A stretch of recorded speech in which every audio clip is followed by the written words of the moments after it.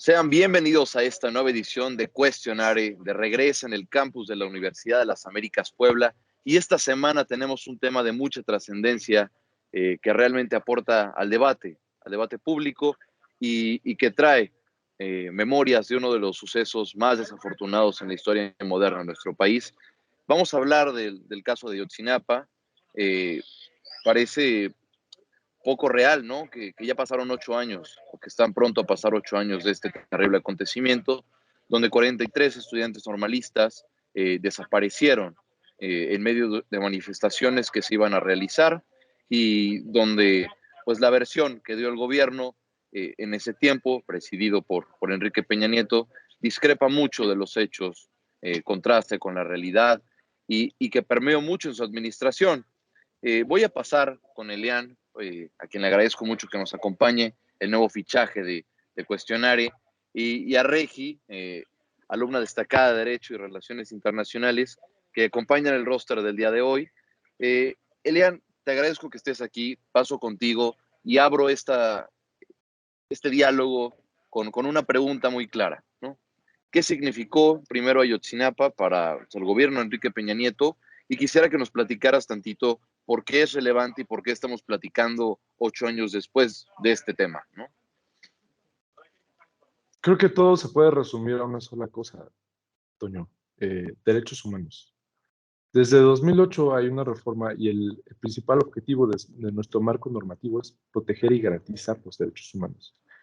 Eh, Ayotzinapa es un evento pues, bastante conocido, que creo que todo sexenio tiene un evento de este tipo, que es este evento violatorio de derechos humanos en su máxima expresión. Son 43 estudiantes que ejercían su derecho constitucional a la manifestación y desaparecieron. Eh, Hoy, 8 años después, gracias a una investigación eh, patrocinada por la Corte Interamericana de Derechos Humanos, o sea, que podemos esclarecer un poco más los hechos y entender qué pasó con estos 43 estudiantes, porque llevamos, como tú dices, cerca de 8 años con la interrogativa, ¿qué pasó con los estudiantes? Y pues al parecer salieron videos, pruebas materiales de lo que pudo haber pasado con los estudiantes.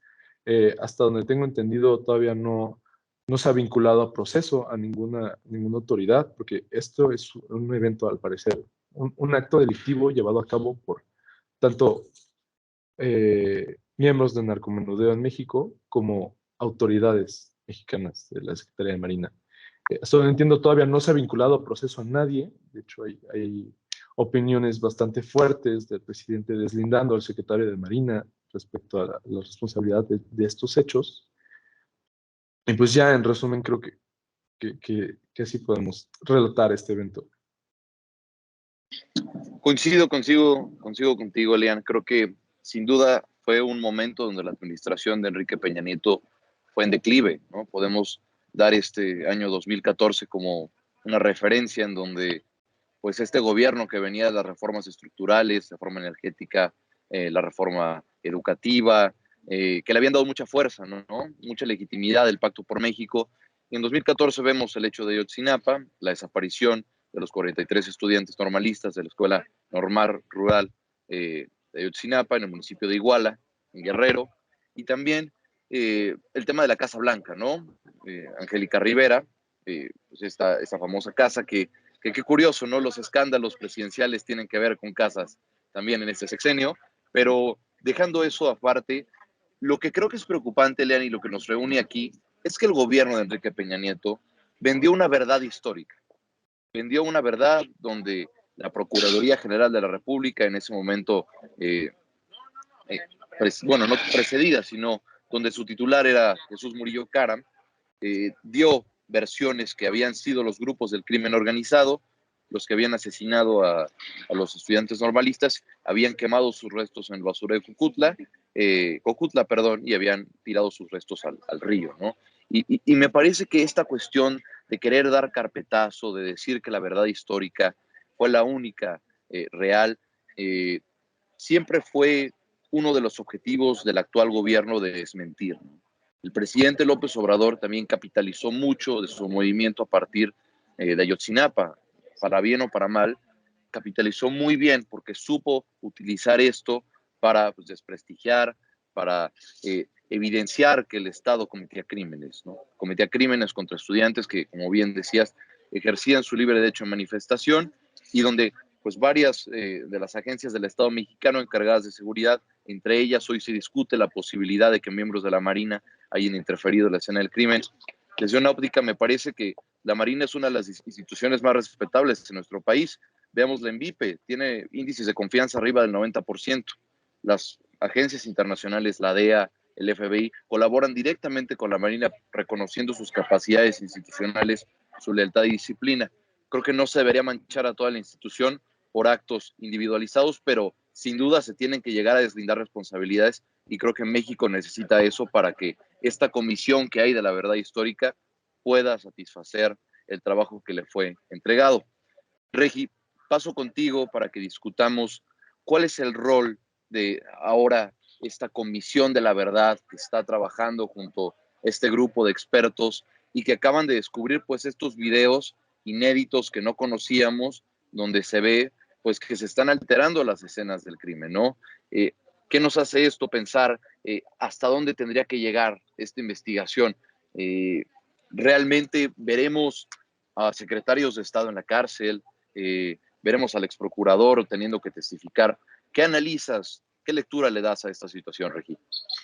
Pues yo sí esperaría que se tomen cartas en el asunto pronto y que no porque sean funcionarios públicos, no porque estén involucrados dentro del gobierno, se les prohíba como cualquier tipo de enjuiciamiento y que no pasen por todo el proceso que se debe de hacer en materia penal y de derechos humanos, ¿no? O sea, creo que es muy importante que toda esta información siga siendo pública porque creo que el pueblo mexicano y todo el mundo merece saber la realidad y merece saber los hechos, lo que sucedió, quiénes fueron los involucrados y al mismo tiempo creo que es debería de ser como algo tácito para evitar la repetición de los mismos hechos. Sin embargo, pues con el sexenio de Andrés Manuel López Obrador estamos viendo que la historia no se repite, pero sí rima, ¿no?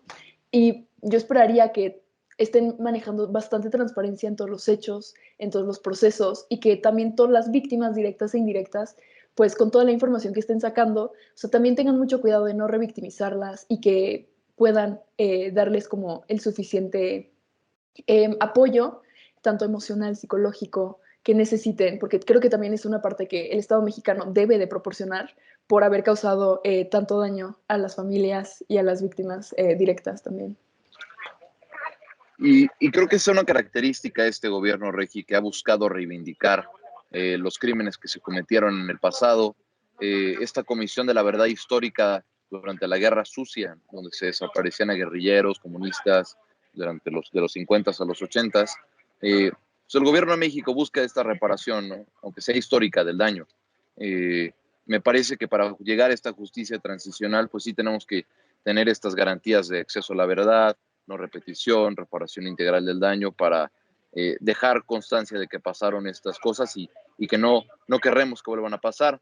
Pero, Elian, vayámonos a la realpolitik, ¿no? Al realismo político. Hay un pacto de impunidad, Elian. Hay un pacto de impunidad entre este gobierno y el gobierno anterior que no permite, digamos, que se ataquen o se señalen nombres precisos, que funcionarios vayan a llegar a la cárcel. Porque déjame, te comento, Elian, yo veo claramente cómo el presidente López Obrador busca un antagonista directo, por lo menos en el siglo XXI, y creo que tú y yo sabemos quién es ese antagonista directo, Felipe Calderón. No hemos visto un ataque frontal en contra del presidente Peña, hemos visto cómo el presidente López Obrador evade el tema cada vez que puede, y hoy lo vimos pues, defender al secretario de la Marina, excusándolo, ¿no? Absolutamente diciendo que no tuvo nada que ver, y me parece natural por la postura y la posición que está tomando el presidente respecto al tema, ¿no? Tampoco quiere enemistarse ni buscar fricciones con las Fuerzas Armadas. Me parece que es el último punto en su agenda. Pero ¿qué lectura le das a este, digamos, a todas luces se ve como un pacto de impunidad, pero escuchamos, Elena? Pues Toño, uno de mis maestros favoritos de Derecho alguna vez me dijo que hay un principio no escrito en la política. Suena un poco tosco, pero perro no come perro. Yo creo que va a haber bastante impunidad.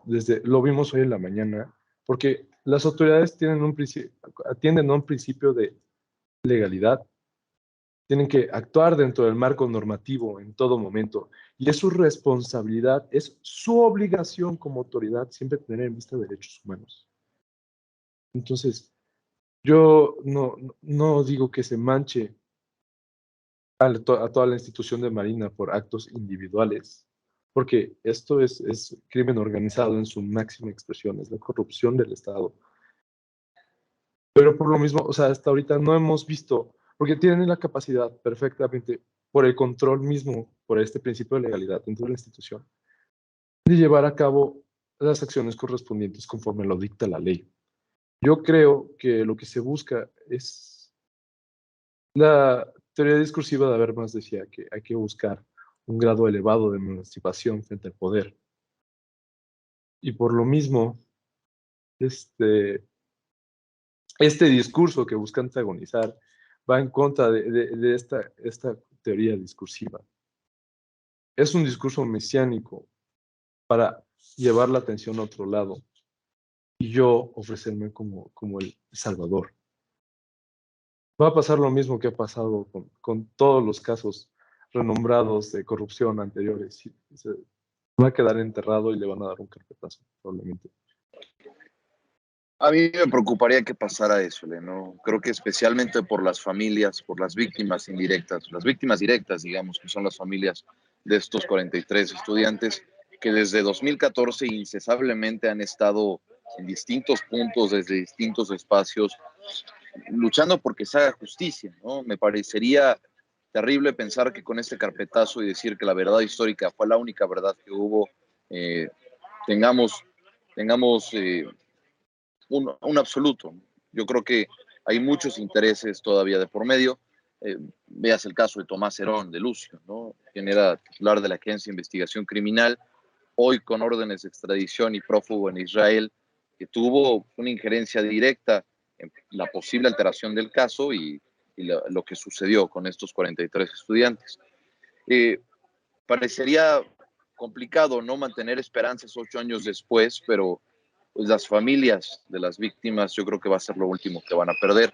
Si bien se han encontrado, y creo que la cuestión de los restos humanos en este basurero de Cocutla tienen argumentos sólidos, los videos que acabamos de ver, donde se ve una alteración del crimen, nos dicen que de manera directa o indirecta hubo una negociación entre autoridades y el crimen organizado, quienes aparentemente asesinaron a estos 43 estudiantes. Puede ser, y viéndolo en términos políticos, que creo que esto no es un tema que tendrá que politizarse, porque al final la justicia no está a consulta ciudadana, la justicia no está a consideración de las masas, ni tiene que ser algo popular y popular la justicia, sino tiene que impartirse, ¿no? Y de manera igualitaria para todos. Que esto funcionara como una estrategia del gobierno para capitalizarse y decirse como aquellos que lograron desmentir la verdad histórica para realmente dar con el paradero de estos 43 estudiantes. Regi, para ir cerrando el programa, quisiera escuchar tus perspectivas. ¿Qué tenemos que esperar durante estos días? ¿Veremos más información? ¿Será, digamos, esto una distracción mediática? Tenemos la revocación de mandato a unas cuantas semanas. Dentro del escenario político nacional, ¿qué lectura le das a este tema?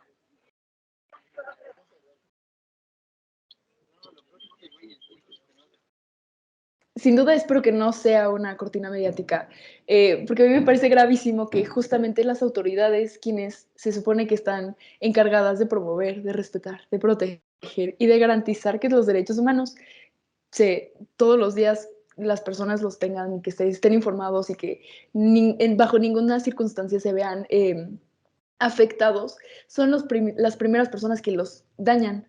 Entonces yo sin duda espero que se sigan las investigaciones, que se sigan publicando las investigaciones y que lo hagan de conocimiento público y que no sea una carpeta, que no sea una cortina de humo, como mencionaba Elian, que no sea algo que utilicen como para sentirse como salvadores y para terminar exponiendo a otros presidentes y que realmente lo utilicen y que sea algo genuino, pero por preocupación, porque siento que muchas veces se normaliza la violencia que ejerce el Estado en nombre de la seguridad pública.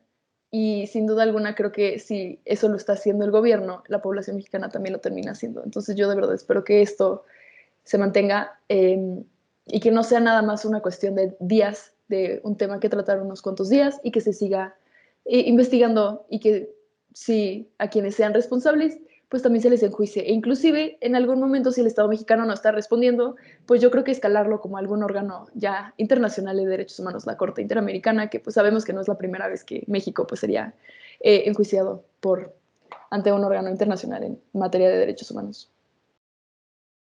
Gracias, gracias, Regi. Elian, pasamos contigo para comentarios finales y creo que querías una intervención, así que adelante. Es que esto es lo indignante, Toño. No, esto no es un acto de la Comisión de la Verdad Histórica, esto es un acto internacional. Tenemos que recurrir a entes internacionales, tenemos que recurrir a terceros para poder aplicar el marco normativo mexicano, el cual se supone que las mismas autoridades atienden. Desde hace 8 años toman el dolor de estas familias, el descontento que hay social que hay alrededor de la corrupción y cómo constantemente violan nuestros derechos humanos y nos pisotean a nosotros como comunidad. Toman ese discurso y lo hacen propio para intereses individuales. Yo creo que, y eso es un problema bastante común en México, como constantemente las relaciones políticas intervienen, corrompen la impartición de justicia y por ende violentan nuestros derechos humanos. Es indignante, es constante, es repetitivo, es triste, Toño. Sin duda, Elian, creo que es algo que hay que estar muy atentos. No podemos dejar esto a la deriva. Esta información, como bien dices, parte de una comisión independiente de investigación que sí viene del sistema interamericano, ¿no? De derechos humanos, que desde que sucedió en 2014 la cuestión de Ayotzinapa, pues se pronunció, ¿no? Claramente, porque no es normal que suceda eso, no es normal y no debería de normalizarse. Tristemente, en México hemos perdido la capacidad de impresión respecto a las masacres, respecto a los homicidios. Simplemente la semana pasada en Sinapecuaro, en el estado de Michoacán, mataron a 20 personas en un palenque, ¿no? Vemos estados prácticamente en situaciones de ingobernabilidad, Zacatecas, Michoacán, partes de Colima, partes de Jalisco, donde el crimen organizado tiene una simbiosis clara con el Estado, ¿no?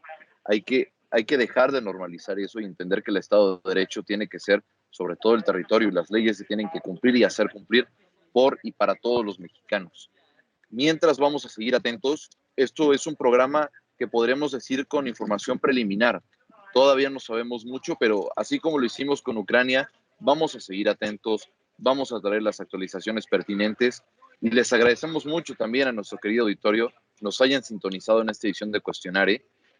Agradezco mucho a Elian y a Regi que me hayan acompañado en este programa y vamos a seguir con el dedo en el renglón, viendo qué sucede, porque parece que la carpeta está lejos de cerrarse, ¿no?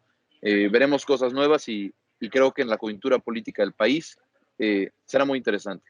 Hay que recordar, en próximas semanas será la revocación de mandato, también sería muy interesante platicar de este tema, pero mientras les agradecemos, les recordamos que nos pueden sintonizar por Facebook Live y también por YouTube en su programa de análisis político Cuestionare, solo por TVUT Lab. Muchas gracias.